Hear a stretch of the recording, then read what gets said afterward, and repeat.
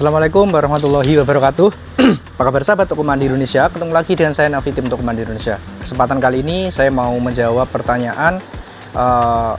Banyak sekali pertanyaan yang masuk di kolom TikTok, selalu seperti, Mas, saya itu selalu terpontang-panting sama putaran modal. Bagaimana sih tipsnya untuk itu? Jadi tipsnya adalah begini. Jadi sebelum saya ngomong ke tipsnya, kemarin ada mitra kami sharing ke kami bahwa ngomong, Mas, toko saya itu setiap bulan bersih secara data dapat uang 7-8 juta. Anggap saja 8 juta ya, selama 5 bulan ini, tetapi kok saya nggak ada uangnya ya, saya nggak megang uangnya begitu. Terus saya kasih lihat stok saat ini berapa dagangannya, 340 juta.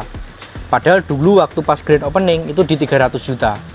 Pas awal grand opening 300 juta jadi 340 juta. Artinya stoknya masuk ke dalam dagangan semua begitu. Makanya pentingnya spare untuk modal adalah begitu. Ketika teman-teman ini punya stok dagangan 100 juta, paling tidak harus ada spare dana mandek itu 20% atau 20 juta.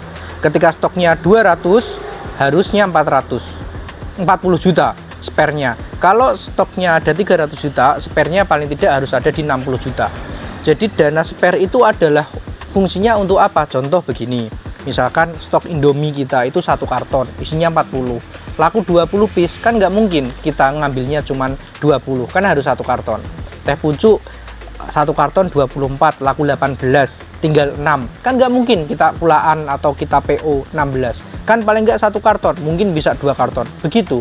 Makanya harus ada dana mandek untuk membantu kulaan itu supaya stok senantiasa terjaga begitu. Karena kita nggak pernah ngerti, ada yang barang 1 laku kita belum tentu harus kulaan, ada yang barang laku lebih dari setengah karton kita harus kulaan, kan begitu konsepnya. Maka harus ada uang mandek minimal 20% dari stok yang ada. Yang pertama itu, yang pertama. Yang kedua, ini saya kasih lagi contoh ya. Ketika kita itu nambah dagangan, itu harus mikir dulu perlu apa tidak sih, dasarnya apa, apakah karena promo murah atau karena apa, itu harus jelas. Kenapa? Karena saya kasih analogi contoh ini, saya di toko ini kurang lebih ada 3.500 dagangan, 3.500 item jenis ya. Saya buat rata-ratanya misalkan di 10.000 harganya ya, rata-rata satu barang di 10.000 atau dianggap saja di 5.000. Oke, 5.000 ya, 5.000 berarti ketika satu barang itu nambah satu item, satu biji, satu jenis, taruh di belakang satu semua, itu sudah uangnya sudah kurang lebih di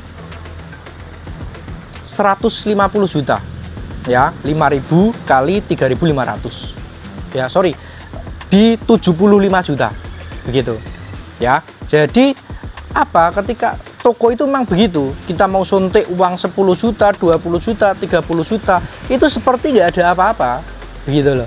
Kenapa? Karena memang mesti masih banyak ruang-ruang kosong. Kayak ini masih ada ruang kosong ini masih ada ya.